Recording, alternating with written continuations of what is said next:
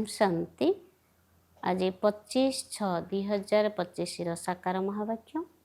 मधुर संतान माने बाबा तुम मानकु नुआ दुनिया को जीवापाई राजयोग शिखाउचंती।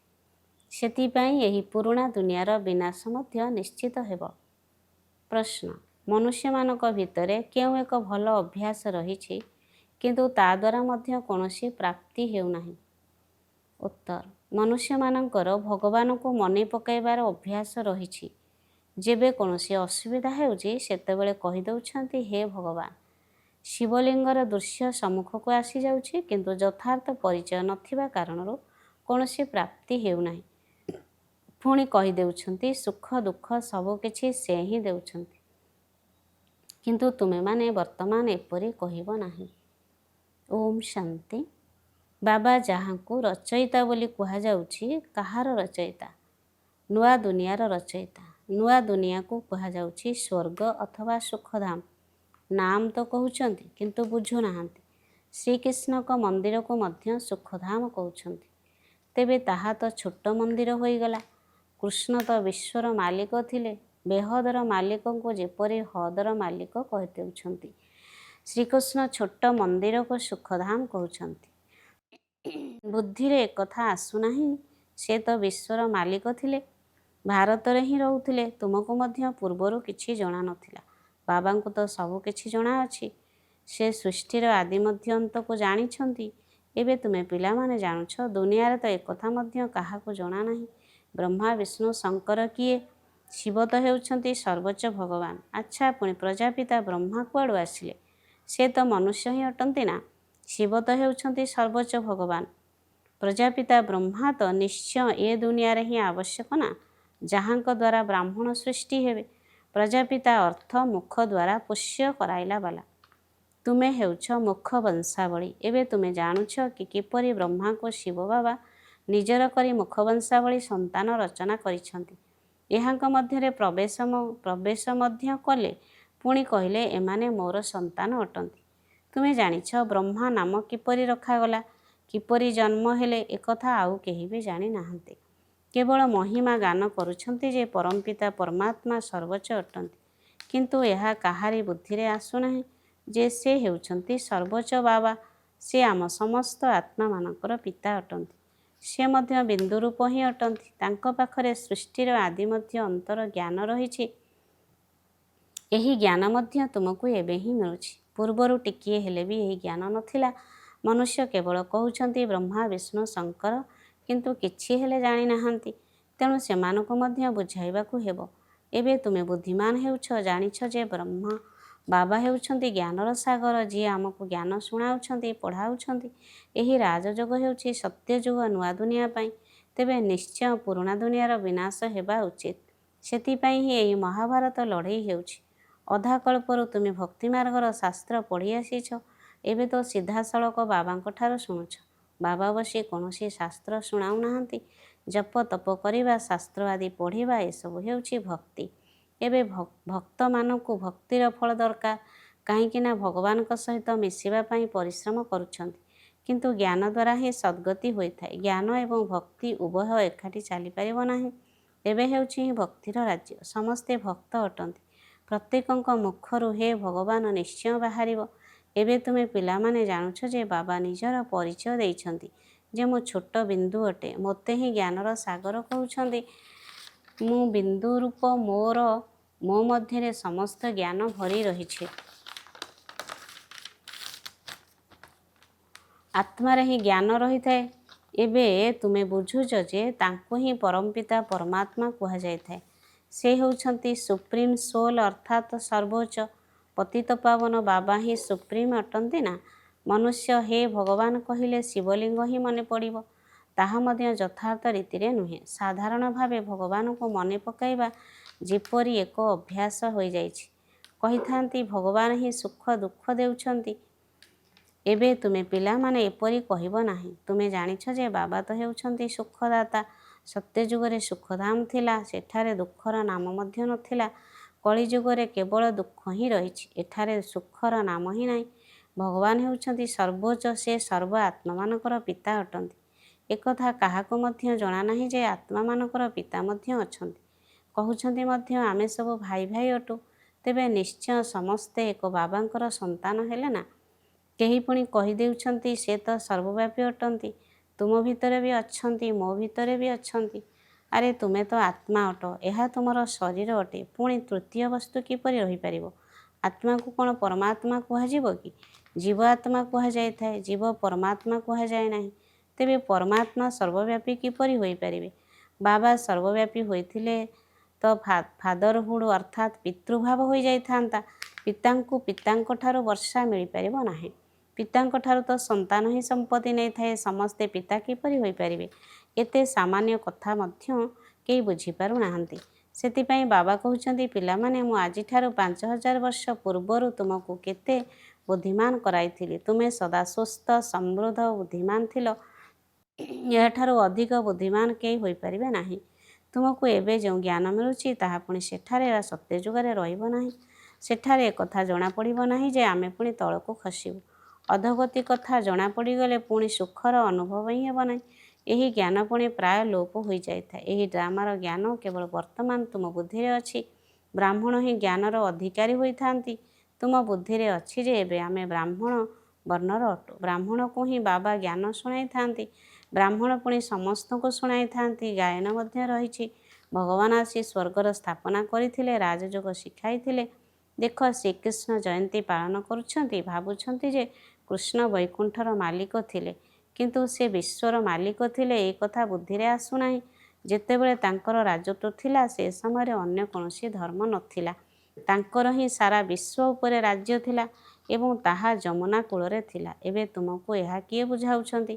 ଭଗବାନ ଉବାଚ, ବାକି ସାଧୁସନ୍ଥମାନେ ଯାହା କିଛି ବି ବେଦଶାସ୍ତ୍ର ଆଦି ଶୁଣାଉଛନ୍ତି ସେସବୁ ହେଉଛି ଭକ୍ତି ମାର୍ଗର। ଏଠାରେ ତ ସ୍ୱୟଂ ଭଗବାନ ତୁମକୁ ଶୁଣାଉଛନ୍ତି। ଏବେ ତୁମେ ଜାଣୁଛ ଆମେ ପୁରୁଷୋତ୍ତମ ହେଉଛୁ। ତୁମ ବୁଦ୍ଧିରେ ଏହା ଅଛି ଯେ ଆମେ ଶାନ୍ତିଧାମର ବାସିନ୍ଦା ଅଟୁ। ପୁଣି ଆମେ ଆସି 21 ଜନ୍ମର ପ୍ରାରବ୍ଧ ଭୋଗ କରିବୁ। ତୁମେ ପିଲାମାନେ ଆନ୍ତରିକ ଖୁସିରେ ଗଦଗଦ ହେବା ଉଚିତ ଯେ ବେହଦର ବାବା ଶିବ ବାବା ଆମକୁ ପଢ଼ାଉଛନ୍ତି। ସେ ଜ୍ଞାନର ସାଗର ଅଟନ୍ତି। ସୃଷ୍ଟିର ଆଦି ମଧ୍ୟ ଅନ୍ତକୁ ଜାଣିଛନ୍ତି। ଏପରି ଶ୍ରେଷ୍ଠ ପିତା ଆମ ପାଇଁ ଆସିଛନ୍ତି। ତେଣୁ ଖୁସିରେ କୁରୁଳି ଉଠୁଛ। ବାବାଙ୍କୁ କହୁଛ ଆମେ ତୁମକୁ ନିଜର ଉତ୍ତରାଧିକାରୀ କରିବୁ। ପିତା ପିଲାମାନଙ୍କ ଉପରେ ସମର୍ପିତ ହୋଇଥାନ୍ତି। ସନ୍ତାନମାନେ ପୁଣି କହୁଛନ୍ତି ଯେ ଭଗବାନ ଆପଣ ଯେବେ ଆସିବେ ତେବେ ଆମେ ଆପଣଙ୍କ ଉପରେ ହିଁ ସମର୍ପିତ ହେବୁ, ଅର୍ଥାତ୍ ଆପଣଙ୍କୁ ସନ୍ତାନ କରିବୁ। ଶିବ ବାବା ମଧ୍ୟ ନିଜ ସନ୍ତାନମାନଙ୍କୁ ହିଁ ଉତ୍ତରାଧିକାରୀ କରୁଛନ୍ତି। ବାବାଙ୍କୁ କିପରି ଉତ୍ତରାଧିକାରୀ କରିବ, ଏହା ମଧ୍ୟ ଗୁହ୍ୟ କଥା ଅଟେ। ନିଜର ସବୁକିଛି ଅଦଳ ବଦଳ କରିବାକୁ ହେବ, ଏହା ସବୁ ହେଉଛି ବୁଦ୍ଧିର କାମ ଅଟେ। ଗରିବମାନେ ତ ତୁରନ୍ତ ବଦଳାଇ ଦେବେ, ସାହୁକାରମାନେ କଷ୍ଟରେ କରିବେ। ଯେପର୍ଯ୍ୟନ୍ତ ସେମାନେ ସମ୍ପୂର୍ଣ୍ଣ ରୂପେ ଜ୍ଞାନ ବୁଝିନାହାନ୍ତି ସେମାନଙ୍କର ଏତେ ସାହସ ନଥାଏ। ଗରିବମାନେ ତ ତୁରନ୍ତ କହିଦେଇଥାନ୍ତି, ବାବା ଆମେ ତ ଆପଣଙ୍କୁ ହିଁ ଉତ୍ତରାଧିକାରୀ କରିବୁ, ଆମ ପାଖରେ କ'ଣ ବା ଅଛି। ଉତ୍ତରାଧିକାରୀ ପୁଣି ନିଜର ଶରୀର ନିର୍ବାହ ପାଇଁ କର୍ମଧନ୍ଦା ମଧ୍ୟ କରିବାକୁ ହେବ।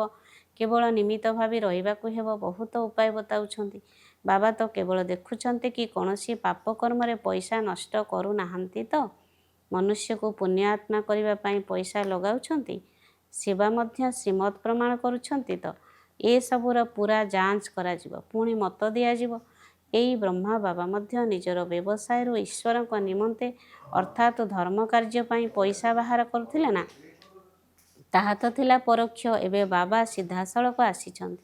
ମନୁଷ୍ୟ ଭାବୁଛନ୍ତି ଆମେ ଯାହା କିଛି କରୁଛୁ ତାର ଫଳ ଈଶ୍ୱର ପର ଜନ୍ମରେ ଦେଇଥାନ୍ତି। କେହି ଗରିବ ଦୁଃଖୀ ହୋଇଥିଲେ ବୁଝିବେ ଯେ ସେ କର୍ମ ହିଁ ଏହିପରି କରିଛନ୍ତି। ଭଲ କର୍ମ କରିଥିଲେ ସୁଖୀ ହୋଇଥାନ୍ତି। ବାବା ତୁମ ସନ୍ତାନମାନଙ୍କୁ କର୍ମର ଗତି ଉପରେ ବୁଝାଉଛନ୍ତି। ରାବଣ ରାଜ୍ୟରେ ତୁମର ସବୁ କର୍ମ ବିକର୍ମ ହିଁ ହୋଇଯାଉଛି। ସତ୍ୟଯୁଗ ଏବଂ ତ୍ରେତାରେ ରାବଣ ହିଁ ନଥାଏ। ସେଥିପାଇଁ ସେଠାରେ କୌଣସି କର୍ମ ବିକର୍ମ ହୋଇନଥାଏ। ଏଠାରେ ଯାହା କିଛି ଭଲ କର୍ମ କରୁଛ ତାହାର ଫଳରେ ମଧ୍ୟ ଅଳ୍ପ କାଳ ପାଇଁ ସୁଖ ମିଳୁଛି, ତଥାପି ବି କୌଣସି ନା କୌଣସି ରୋଗ ଖିଟପିଟ ହେଉଛି। କାହିଁକି ନା ଏହା ହେଉଛି ଅଳ୍ପ କାଳର ସୁଖ। ଏବେ ବାବା କହୁଛନ୍ତି ଏହି ରାବଣ ରାଜ୍ୟ ହିଁ ଶେଷ ହୋଇଯିବ। ରାମ ରାଜ୍ୟର ସ୍ଥାପନା ଶିବ ବାବା କରୁଛନ୍ତି। ତୁମେ ଜାଣିଛ ଏହି ଚକ୍ର କିପରି ଘୁରୁଛି। ଭାରତ ହିଁ ପୁଣି ଗରିବ ହୋଇଯାଉଛି। ଭାରତ ଆଜିଠାରୁ 5000 ବର୍ଷ ପୂର୍ବରୁ ସ୍ୱର୍ଗ ଥିଲା। ଏହି ଲକ୍ଷ୍ମୀନାରାୟଣଙ୍କର ରାଜ୍ୟ ଥିଲା। ପ୍ରଥମେ ଏମାନଙ୍କର ରାଜତ୍ୱ ଥିଲା। ରାଜକୁମାର ଶ୍ରୀକୃଷ୍ଣ ପୁଣି ସ୍ୱୟଂବର ହେବା ପରେ ରାଜା ହେଲେ। ଶ୍ରୀ ନାରାୟଣ ନାମ ରଖାଗଲା। ଏକଥା ମଧ୍ୟ ତୁମେ ଏବେ ବୁଝୁଛ, ତେଣୁ ତୁମକୁ ଆଶ୍ଚର୍ଯ୍ୟ ଲାଗୁଛି। ବାବା ଆପଣ ସାରା ରଚୟିତା ଏବଂ ରଚନାର ଜ୍ଞାନ ଶୁଣାଉଛନ୍ତି। ଆପଣ ଆମମାନଙ୍କୁ କେତେ ଶ୍ରେଷ୍ଠ ପାଠ ପଢ଼ାଉଛନ୍ତି। ଆପଣଙ୍କ ନିକଟରେ ସମର୍ପଣ ହୋଇଯିବ। ଆମକୁ ତ କେବଳ ଏକ ବାବାଙ୍କ ବ୍ୟତୀତ ଆଉ କାହାକୁ ୟାଦ କରିବାର ନାହିଁ। ଶେଷ ପର୍ଯ୍ୟନ୍ତ ପଢ଼ିବାକୁ ହେବ, ତେଣୁ ନିଶ୍ଚୟ ଶିକ୍ଷକଙ୍କୁ ୟାଦ କରିବାକୁ ହେବ। ସ୍କୁଲରେ ଶିକ୍ଷକଙ୍କୁ ମନେ ପକାଇଥାନ୍ତି ନା? ସେହି ସ୍କୁଲମାନଙ୍କରେ ତ ଅନେକ ଶିକ୍ଷକ ରହିଥାନ୍ତି। ପ୍ରତ୍ୟେକ ଶ୍ରେଣୀର ଶିକ୍ଷକ ଅଲଗା ଥାନ୍ତି। ଏଠାରେ ତ ଜଣେ ମାତ୍ର ଶିକ୍ଷକ ରହିଛନ୍ତି। କେତେ ପ୍ରିୟ ଅଟନ୍ତି। ପ୍ରିୟ ବାବା, ପ୍ରିୟ ଶିକ୍ଷକ। ଆଗରୁ ଭକ୍ତି ମାର୍ଗରେ ଅନ୍ଧଶ୍ରଦ୍ଧାରେ ମନେ ପକାଉଥିଲେ, ଏବେ ତ ସିଧାସଳଖ ବାବା ପଢ଼ାଉଛନ୍ତି। ତେଣୁ କେତେ ଖୁସି ହେବା ଉଚିତ। ତଥାପି ମଧ୍ୟ କହୁଛନ୍ତି ବାବା ଆମେ ଭୁଲି ଯାଉଛୁ। ଜଣାନାହିଁ ଆମର ବୁଦ୍ଧି ଆପଣଙ୍କୁ କାହିଁକି ମନେ ପକାଇ ପାରୁନାହିଁ। ଗାୟନ ମଧ୍ୟ କରୁଛନ୍ତି। ଈଶ୍ୱରଙ୍କର ଗତିମତି ଭିନ୍ନ ଅଟେ। ବାବା ଆପଣଙ୍କର ଗତି ଏବଂ ସଦ୍ଗତିର ମତ ତ ବହୁତ ଆଶ୍ଚର୍ଯ୍ୟଜନକ ଅଟେ। ଏପରି ବାବାଙ୍କୁ ୟାଦ କରିବା ଉଚିତ। ସ୍ତ୍ରୀ ନିଜ ସ୍ୱାମୀର ଗୁଣଗାନ କରିଥାଏ ନା? ମୋ ପତି ବହୁତ ଭଲ ଅଟନ୍ତି। ତାଙ୍କର ଏଇସବୁ ସମ୍ପତ୍ତି ଅଛି। ଭିତରେ ଖୁସି ରହିଥାଏ ନା? ବାବା ତ ହେଉଛନ୍ତି ପତିମାନଙ୍କର ପତି, ପିତାଙ୍କର ପିତା। ତାଙ୍କଠାରୁ ଆମକୁ କେତେ ସୁଖ ମିଳୁଛି, ଆଉ ସମସ୍ତଙ୍କ ଠାରୁ ତ ଦୁଃଖ ମିଳୁଛି। ହଁ, ଶିକ୍ଷକଙ୍କ ଠାରୁ ସୁଖ ମିଳିଥାଏ, କାହିଁକି ନା ପାଠପଢ଼ା ଦ୍ୱାରା ରୋଜଗାର ହୋଇଥାଏ। ଗୁରୁ ସର୍ବଦା ବାନପ୍ରସ୍ଥ ଅବସ୍ଥାରେ କରାଇଥାଏ। ବାବା କହୁଛନ୍ତି ମୁଁ ବାନପ୍ରସ୍ଥ ସମୟରେ ଆସିଛି। ଇଏ ମଧ୍ୟ ବାନପ୍ରସ୍ଥୀ, ମୁଁ ମଧ୍ୟ ବାନପ୍ରସ୍ଥୀ ଅଟେ। ଏସବୁ ମୋର ସନ୍ତାନମାନେ ମଧ୍ୟ ବାନପ୍ରସ୍ଥୀ ଅଟନ୍ତି। ପିତା, ଶିକ୍ଷକ, ଗୁରୁ ତିନି ଜଣ ଏକତ୍ର ରହିଛନ୍ତି। ବାବା ଶିକ୍ଷକ ମଧ୍ୟ ହେଉଛନ୍ତି, ପୁଣି ଗୁରୁ ହୋଇ ସାଥିରେ ନେଇଯାଉଛନ୍ତି। ସେହି ଏକ ବାବାଙ୍କର ହିଁ ମହିମା। ଏହି କଥା ସବୁ ଅନ୍ୟ କୌଣସି ଶାସ୍ତ୍ର ଆଦିରେ ନାହିଁ। ବାବା ପ୍ରତ୍ୟେକ କଥା ଭଲ ଭାବରେ ବୁଝାଉଛନ୍ତି। ଏହାଠାରୁ ଶ୍ରେଷ୍ଠ ଜ୍ଞାନ ଆଉ କିଛି ନାହିଁ। ତେଣୁ ଆଉ କିଛି ଜାଣିବା ଦରକାର ରହେ ନାହିଁ। ଆମେ ସବୁ କିଛି ଜାଣି ବିଶ୍ୱର ମାଲିକ ହୋଇଯାଉଛୁ। ଆଉ ଅଧିକା ଜାଣି କ'ଣ କରିବୁ? ପିଲାମାନଙ୍କ ବୁଦ୍ଧିରେ ଏକଥା ରହିଲେ ଖୁସିରେ ରହିବେ ଏବଂ ବାରମ୍ବାର ସେହି ସ୍ମୃତିରେ ରହିବେ। ପୁଣ୍ୟାତ୍ମା ହେବା ପାଇଁ ୟାଦରେ ନିଶ୍ଚୟ ରହିବା ଦରକାର। ମାୟାର ଧର୍ମ ହେଉଛି ତୁମକୁ ବିସ୍ମୃତି କରାଇବା। ଯୋଗରେ ହିଁ ମାୟା ବିଘ୍ନ ପକାଉଛି। ଭୁଲି ଯାଉଛ। ମାୟାର ତୋଫାନ ବହୁତ ଆସୁଛି। ଏହା ମଧ୍ୟ ଡ୍ରାମାରେ ନିର୍ଦ୍ଧାରିତ ରହିଛି। ସବୁଠାରୁ ଆଗରେ ତ ଇଏ ବ୍ରହ୍ମା ବାବା ଅଛନ୍ତି। ତେଣୁ ୟାଙ୍କୁ ସବୁ ଅନୁଭବ ହେଉଛି। ବ୍ରହ୍ମା ବାବା କହୁଛନ୍ତି ମୋ ପାଖକୁ ପ୍ରଥମେ ତୋଫାନ ଆସିଲେ ତ ମୁଁ ଯାଇ ସମସ୍ତଙ୍କୁ ବୁଝାଇବି ନା? ଏହିପରି ମାୟାର ତୋଫାନ ଆସିବ। ବ୍ରହ୍ମା ବାବାଙ୍କ ପାଖକୁ ମଧ୍ୟ ଆସୁଛି, ତୁମ ପାଖକୁ ମଧ୍ୟ ଆସିବ। ଯଦି ମାୟାର ତୋଫାନ ଆସିବ ନାହିଁ, ଯୋଗ ଲାଗି ରହିବ, ତେବେ ତ ତୁରନ୍ତ କର୍ମାତୀତ ଅବସ୍ଥା ହୋଇଯିବ। ପୁଣି ଆମେ ଏଠାରେ ରହିପାରିବା ନାହିଁ। କର୍ମାତୀତ ଅବସ୍ଥା ହୋଇଗଲେ ପୁଣି ସମସ୍ତେ ଉପରକୁ ଚାଲିଯିବେ। ଶିବଙ୍କର ବରଯାତ୍ରୀ ବୋଲି ଗାୟନ ରହିଛି ନା? ଶିବ ବାବା ଆସିବେ, ତେବେ ଯାଇ ଆମେ ସମସ୍ତେ ଆତ୍ମାମାନେ ଯିବା। ଶିବ ବାବା ଆସୁଛନ୍ତି ସମସ୍ତଙ୍କୁ ନେଇଯିବା ପାଇଁ। ସତ୍ୟଯୁଗରେ କ'ଣ ଏତେ ଆତ୍ମା ରହିପାରିବେ କି? ଆଚ୍ଛା, ମିଠା ମିଠା ଶିଖିଲେ ଦେ ସନ୍ତାନମାନଙ୍କ ପ୍ରତି ମାତା ପିତା ବାପଦାଦାଙ୍କର ମଧୁର ସ୍ନେହ ସମ୍ପନ୍ନ ଶୁଭେଚ୍ଛା ଏବଂ ସୁପ୍ରଭାତ। ଆତ୍ମିକ ପିତାଙ୍କର ଆତ୍ମିକ ସନ୍ତାନମାନଙ୍କୁ ନମସ୍ତେ। ଆତ୍ମିକ ସନ୍ତାନମାନଙ୍କର ଆତ୍ମିକ ମାତା ପିତାଙ୍କୁ ନମସ୍ତେ ନମସ୍ତେ ନମସ୍ତେ। ଧାରଣା ପାଇଁ ମୁଖ୍ୟ ସାରାଂଶ। ଶିବ ବାବାଙ୍କୁ ନିଜର ଉତ୍ତରାଧିକାରୀ କରି ସବୁକିଛି ଅଦଳ ବଦଳ କରିଦେବାକୁ ହେବ। ବାବାଙ୍କୁ ଉତ୍ତରାଧିକାରୀ କରି ଶରୀର ନିର୍ବାହ ମଧ୍ୟ କରିବାକୁ ପଡ଼ିବ। ନିଜକୁ ନିମିତ୍ତ ମନେକରି ରହିବାକୁ ହେବ। ନିଜର ଟଙ୍କା ପଇସା କୌଣସି ପାପ କର୍ମରେ ଲଗାଇବାର ନାହିଁ। 2 ନମ୍ବର, ମନ ଖୁସିରେ ଉଛୁଳି ଉଠିବା ଦରକାର ଯେ ସ୍ୱୟଂ ଜ୍ଞାନର ସାଗର ବାବା ଆମକୁ ପାଠ ପଢ଼ାଉଛନ୍ତି। ପୁଣି ଆତ୍ମା ହେବା ପାଇଁ ବାବାଙ୍କ ସ୍ମୃତିରେ ରହିବାକୁ ହେବ। ମାୟାର ତୋଫାନକୁ ଡରିବାର ନାହିଁ। ଧାରଣା ପାଇଁ ମୁଖ୍ୟ ସାରାଂଶ। 1 ନମ୍ବର, ଶିବ ବାବାଙ୍କୁ ନିଜର ଉତ୍ତରାଧିକାରୀ କରି ସବୁକିଛି ଅଦଳ ବଦଳ କରିଦେବାକୁ ହେବ। ବାବାଙ୍କୁ ଉତ୍ତରାଧିକାରୀ କରି ଶରୀର ନିର୍ବାହ ମଧ୍ୟ କରିବାକୁ ପଡ଼ିବ। ନିଜର ନିମିତ୍ତ ମନେକରି ରହିବାକୁ ହେବ। ନିଜକୁ ନିମିତ୍ତ ମନେକରି ରହିବାକୁ ହେବ। ନିଜର ଟଙ୍କା ପଇସା କୌଣସି ପାପ କର୍ମରେ ଲଗାଇବାର ନାହିଁ। 2 ନମ୍ବର, ମନ ଖୁସିରେ ଉଛୁଳି ଉଠିବା ଦରକାର ଯେ ସ୍ୱୟଂ ଜ୍ଞାନର ସାଗର ବାବା ଆମକୁ ପାଠ ପଢ଼ାଉଛନ୍ତି। ପୁଣି ଆତ୍ମା ହେବା ପାଇଁ ବାବାଙ୍କ ସ୍ମୃତିରେ ରହିବାକୁ ହେବ। ମାୟାର ତୋଫାନକୁ ଡରିବାର ନାହିଁ। ଆଜିର ବରଦାନ। ସତ୍ୟତା ଆଧାରରେ ଏକମାତ୍ର ପିତାଙ୍କୁ ପ୍ରତ୍ୟକ୍ଷ କରୁଥିବା ନିର୍ଭୀକ ଏବଂ ଅଧିକାରୀ ସ୍ୱରୂପ ଆତ୍ମା ହୁଅ। ସତ୍ୟତା ହିଁ ପ୍ରତ୍ୟକ୍ଷତାର ଆଧାର। ତେଣୁ ବାବାଙ୍କୁ ପ୍ରତ୍ୟକ୍ଷ କରିବା ପାଇଁ ନିର୍ଭୀକ ଅଧିକାରୀ ସ୍ୱରୂପ ହୋଇ ଶୁଣାଅ।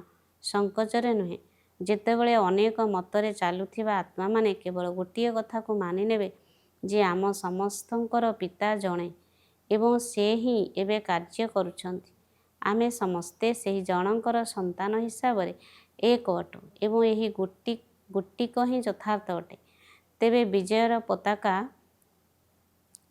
ଉଡ଼ିବାକୁ ଲାଗିବ ଏବଂ ଏହି ସଂକଳ୍ପକୁ ନେଇ ମୁକ୍ତିଧାମକୁ ଯିବେ। ପୁଣି ଯେତେବେଳେ ନିଜର ପାର୍ଟ କରିବା ପାଇଁ ଆସିବେ, ପ୍ରଥମେ ଏହି ସଂସ୍କାର ପ୍ରକଟ ହେବ, ଗଡ୍ ଇଜ୍ ୱାନ୍, ଅର୍ଥାତ୍ ଈଶ୍ୱର ଜଣେ ହିଁ ଅଟନ୍ତି। ଏହା ହିଁ ହେଉଛି ସତ୍ୟଯୋଗୀ ସ୍ମୃତି ସ୍ଲୋଗାନ। ସହନ କରିବା ହିଁ ନିଜର ଶକ୍ତି ରୂପକୁ ପ୍ରତ୍ୟକ୍ଷ କରିବା। ସହନ କରିବା ହିଁ ନିଜର ଶକ୍ତି ରୂପକୁ ପ୍ରତ୍ୟକ୍ଷ କରିବା। ଅବ୍ୟକ୍ତ ଇଶାରା ଆତ୍ମିକ ସ୍ମୃତିରେ ରହିବାର ଅଭ୍ୟାସ କରିବ। ଅନ୍ତର୍ମୁଖୀ ହୁଅ। ଯେପରି ଏହି ଦେହ ସ୍ପଷ୍ଟ ରୂପରେ ଦେଖାଯାଉଛି, ସେହିପରି ନିଜର ଆତ୍ମାର ସ୍ୱରୂପ ମଧ୍ୟ ସ୍ପଷ୍ଟ ଦେଖାଯାଉ, ଅର୍ଥାତ୍ ଅନୁଭବ ହେଉ। ମସ୍ତକରେ ଅର୍ଥାତ୍ ବୁଦ୍ଧିର ସ୍ମୃତିରେ ବା ଦୃଷ୍ଟିରେ ଆତ୍ମିକ ସ୍ୱରୂପ ବ୍ୟତୀତ ଅନ୍ୟ କିଛି ବି ଦେଖା ନଯାଉ ବା ସ୍ମୃତିକୁ ନ ଆସୁ। ଏହିଭଳି ନିରନ୍ତର ତପସ୍ୱୀ ହୁଅ। ତେବେ ଯାଇ ପ୍ରତ୍ୟେକ ଆତ୍ମାଙ୍କ ପ୍ରତି କଲ୍ୟାଣର ଶୁଭ ସଂକଳ୍ପ ଉତ୍ପନ୍ନ ହେବ। ଯଦିଓ କେହି ବି ନିଜର ସ୍ୱଭାବ ସଂସ୍କାରର ବଶୀଭୂତ ହୋଇ ତୁମର ପୁରୁଷାର୍ଥରେ ପରୀକ୍ଷା ନେବାର ନିମିତ୍ତ ହେଉଥିବ, ତା ପ୍ରତି ମଧ୍ୟ ସର୍ବଦା କଲ୍ୟାଣର ସଂକଳ୍ପ ଉତ୍ପନ୍ନ ହେଉ। ଆଚ୍ଛା, ଓମ୍ ଶାନ୍ତି।